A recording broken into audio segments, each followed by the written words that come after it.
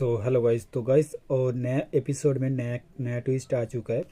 तो आपको पता होगा जब एस एन आई ने मिलके जब स्टॉल फिर से री ओपनिंग कर रहा था उसी टाइम पे एक कहानी नया ट्विस्ट आ चुका है। तो तब क्या हुआ, तब जब नया स्टॉल ओपनिंग कर रहा था उसी टाइम पे वहाँ पे एंट्री करते हैं विदिया ने। तो विदिया नया कांड कर दिया, बोल रहा है ये स्टॉल ओपनिंग के लिए मैं सब मोहल्ला के लिए कुछ खाना लेकर आया, सबको बांट दो। उसी टाइम पे सरकार का जो इंचार्ज होता है वो वहाँ पे आ जाता है, उसको बोलते हैं ये स्टॉल 5 दिन के अंदर इसको बंद करना ही होगा।